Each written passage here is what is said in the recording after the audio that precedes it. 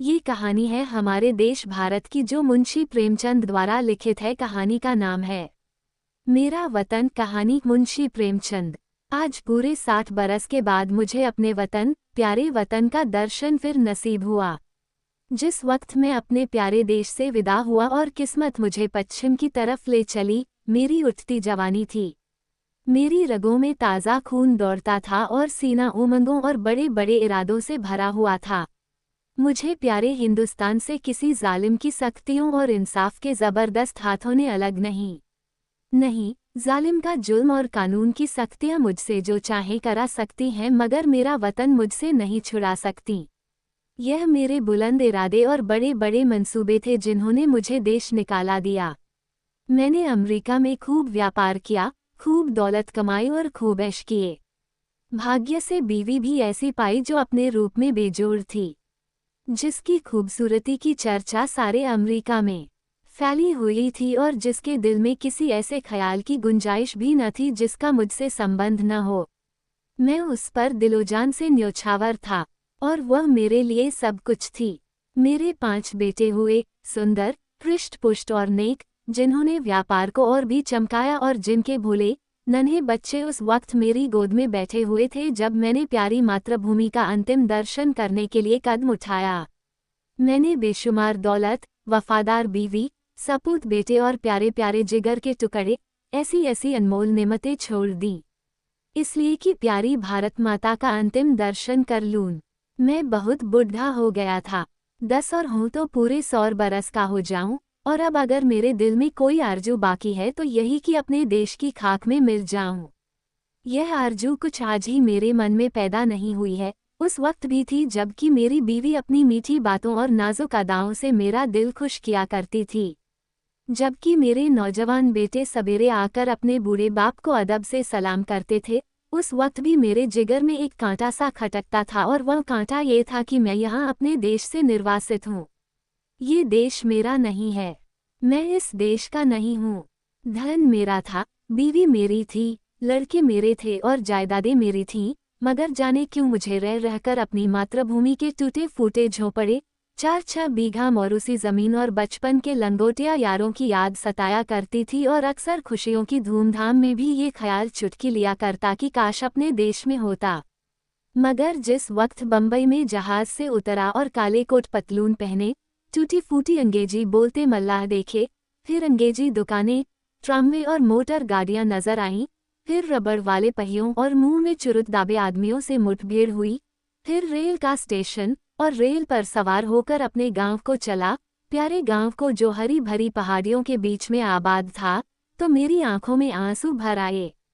मैं खूब रोया, क्योंकि यह मेरा प्यारा देश न था, ये वह देश न था जिसके दर्शन की लालसा हमेशा मेरे दिल में लहरें लिया करती थीं। यह कोई और देश था, यह अमेरिका था, इंग्लिस्तान था, मगर प्यारा भारत नहीं। रेलगाड़ी जंगलों, पहाड़ों, नदियों और मैदानों को पार करके मेरे प्यारे गांव के पास पहुंची, जो किसी जमाने में फूल पत्तों की बहुतायत और नदी नालों की प्रचुरता में स्वर्ग से हुड़ करता था। मैं गाड़ी से उतरा तो मेरा दिल बांसों उछल रहा था। अब अपना प्यारा घर देखूंगा, अपने बचपन के प्यारे साथियों से मिलूंगा। मुझे उस वक्त ये बिल्कुल याद न रहा कि मैं 90 बरस का बूढ़ा आदमी हूँ। ज्यों-ज्यों मैं गांव के पास पहुंचता था, मेरे कदम जल्द जल्द उठते थे और दिल में एक ऐसी खुशी लहरें मार रही थी जिसे बयान नहीं किया जा सकता। हर चीज पर आंखें फाड़ फाड़ निगाह डालता, आहा, ये वो नाला है जिसमें हम रोज घोड़े नहलाते और खुद गोते लगाते थे, मगर अब इसके दोनों तरफ कांटेदार तारों की चहारदीवारी खींची हुई थी और सामने एक बंगला था जिसमें 2-3 अंग्रेज बंदूक लिए इधर उधर ताक रहे थे। नाले में नहाने या नहलाने की सख्त मनाही थी। गांव में गया और आंखें बचपन के साथियों को ढूंढने लगी, मगर अफसोस वह सब के सब मौत का निवाला बन चुके थे, और मेरा टूटा फूटा झोंपड़ा जिसकी गोद में बरसों तक खेला था, जहां बचपन और बेफिक्रियों के मजे लूटे थे, जिसका नक्शा अभी तक आंखों में फिर रहा है, वह अब एक मिट्टी का ढेर बन गया था। जगह गैर आबाद न थी। सैकड़ों आदमी चलते फिरते नजर आए, जो अदालत और कलेक्टरी और थाने पुलिस की बातें कर रहे थे। उनके चेहरे बेजान और फिक्र में डूबे हुए थे।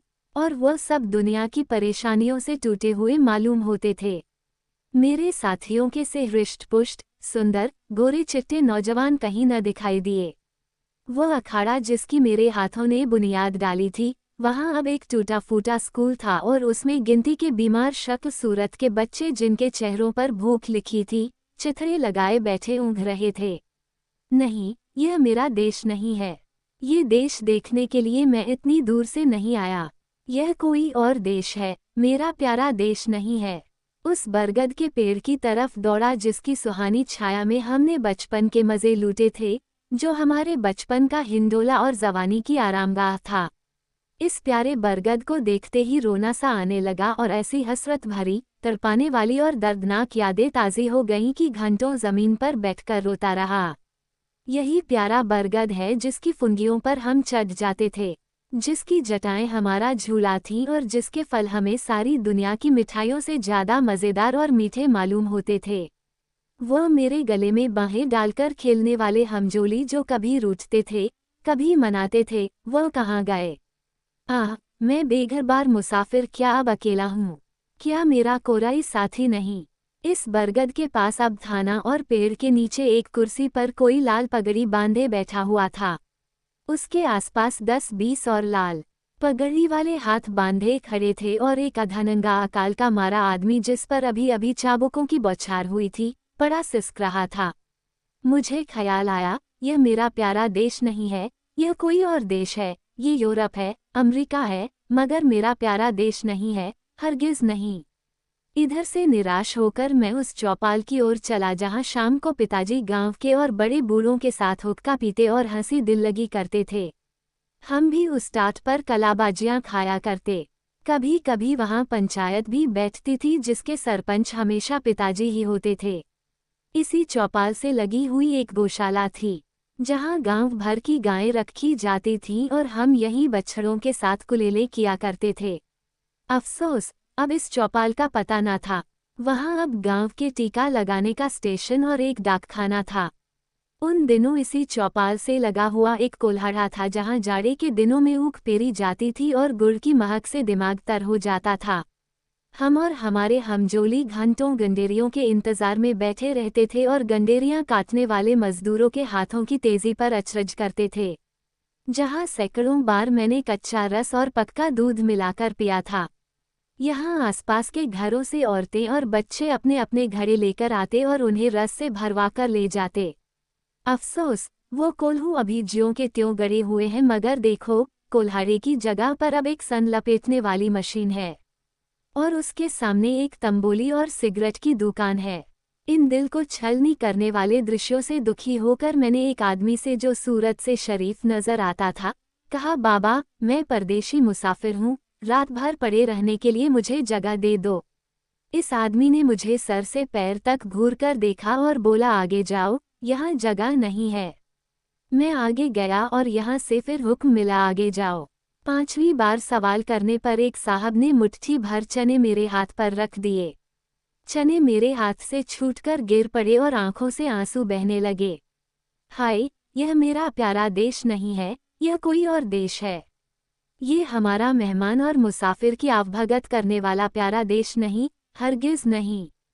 मैंने एक सिगरेट की डिबियाली और एक सुनसान जगह पर बैठकर बीते दिनों की याद करने लगा कि यकायक मुझे उस धर्मशाला का ख्याल आया जो मेरे परदेश जाते वक्त बन रहा था। मैं उधर की तरफ लपका की रात किसी तरह वहीं काटूं, मगर अफसोस, हाय अफसोस, धर्मशाला की इमारत ज्यों की त्यों थी, लेकिन उसमें गरीब मुसाफिरों के रहने के लिए जगह न थी। शराब और शराबखोरी, जुआ और बदचलनी का वहाँ अड्डा था।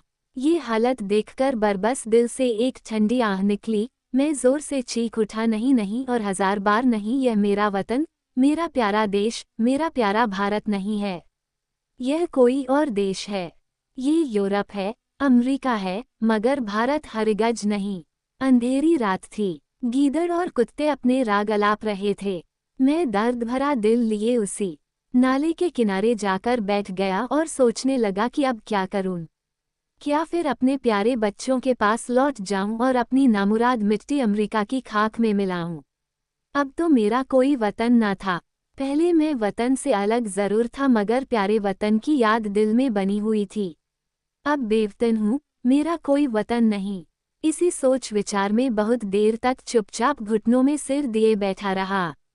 रात आंखों ही आंखों में कट गई। घड़ियाल ने 3 बजाए और किसी के गाने की आवाज कानों में आई। दिल ने गुदगुदाया, ये तो वतन का नगमा है, अपने देश का राग है। मैं झट उठ खड़ा हुआ। क्या देखता हूँ कि 15-20 औरतें, बूढ़ी, कमजोर, सफेद धोतियां पहने, हाथों में लोटे लिए स्नान को जा रही हैं और गाती जाती हैं, प्रभु मेरे अवगुण चित न धरो। इस मादक और तड़पा देने वाले राग से मेरे दिल की जो हालत हुई उसका बयान करना मुश्किल है। मैंने अमेरिका की चंचल से चंचल, हंसमुख से हंसमुख सुंदरियों की आलाप सुनी थी और उनकी जबानों से मोहब्बत और प्यार के बोल सुने थे जो मोहक गीतों से भी ज्यादा मीठे थे। मैंने प्यारे बच्चों के अधूरे बोलों और तोतली बानी का आनंद उठाया था। मैंने सुरीली चिड़ियों का चहचहाना सुना था, मगर जो लुत्फ, जो मज़ा, जो आनंद मुझे गीत में आया वह जिंदगी में कभी और हासिल न हुआ था। मैंने खुद गुनगुनाना शुरू किया, प्रभु मेरे अवगुण चित न धरो। तन में हो रहा था कि फिर मुझे बहुत से आदमियों की बोलचाल सुनाई पड़ी और कुछ लोग हाथों में पीतल के कमंडल लिए शिव शिव, हर हर गंगे गंगे, नारायण नारायण कहते हुए दिखाई दिए। मेरे दिल ने फिर गुदगुदाया, ये तो मेरे देश प्यारे देश की बातें हैं। मारे खुशी के दिल बाग बाग हो गया। मैं इन आदमियों के साथ हो लिया और 1 2 3 4 5 6 मील पहाड़ी रास्ता पार करने के बाद हम उस नदी के किनारे पहुंचे जिसका नाम पवित्र है, जिसकी लहरों में डुबकी लगाना और जिसकी गोद में मरना हर हिंदू सबसे बड़ा पुण्य समझता है। गंगा मेरे प्यारे गांव से 6-7 मील पर बहती थी और किसी जमाने में सुबह के वक्त घोड़े पर चका गंगा माता के दर्शन को आया करता था। उनके दर्शन की कामना मेरे दिल में हमेशा थी।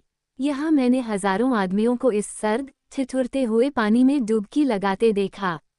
कुछ लोग बालू पर बैठे गायत्री मंत्र जप रहे थे, कुछ लोग हवन करने में लगे हुए थे, कुछ लोग माथे पर टीके लगा रहे थे, कुछ और लोग वेदमंत्र सस्वर पढ़ रहे थे। मेरे दिल ने फिर गुदगुदाया और मैं जोर से कह उठा, हाँ हाँ, यही मेरा देश है, यही मेरा प्यारा वतन है, यही मेरा भारत है। और इसी के दर्शन की, इसी की मिट्टी में मिल जाने की आरज़ू मेरे दिल में थी। मैं खुशी में पागल हो रहा था। मैंने अपना पुराना कोट और पतलून उतार फेंका और जाकर गंगा माता की गोद में गिर पड़ा, जैसे कोई नासमझ, भोला भाला बच्चा दिन भर पराए लोगों के साथ रहने के बाद शाम को अपनी प्यारी माँ की गोद में दौड़कर चला आए, उसकी छाती से चिपट जाए। हाँ, अब अपने देश में हूँ। यह मेरा प्यारा वतन है। ये लोग मेरे भाई, गंगा मेरी माता है। मैंने ठीक गंगाजी के किनारे एक छोटी सी झोपड़ी बनवा ली है और अब मुझे सिवाय राम नाम जपने के और कोई काम नहीं। मैं रोज शाम सवेरे गंगा स्नान करता हूँ और यह मेरी लालसा है कि इसी जगह मेरा दम निकले और मेरी हड्डियाँ गंगा माता की लहरों की भेंट चढ़ें। मेरे लड़के और मेरी बीवी मुझे बार बार बुलाते हैं, मगर अब मैं ये गंगा का किनारा और यह प्यारा देश छोड़कर वहाँ नहीं जा सकता। मैं अपनी मिट्टी गंगाजी को सौंपूंगा। अब दुनिया की कोई इच्छा, कोई आकांक्षा मुझे यहाँ से नहीं हटा सकती, क्योंकि ये मेरा प्यारा देश, मेरी प्यारी मातृभूमि है और मेरी लालसा है कि मैं अपने देश में मरूं। दोस्तों, वीडियो अच्छी लगी तो मेरे चैनल को लाइक और सब्सक्राइब करें और रोज ऐसी कहानी सुनने के लिए हमारे चैनल से जुड़े रहिए और आप लोगों का दिल से धन्यवाद। प्लीज़ दोस्तों, हमें सपोर्ट करें और हमारी हिम्मत बढ़ाएं। मैं आप लोगों का दिल से धन्यवाद करती हूँ।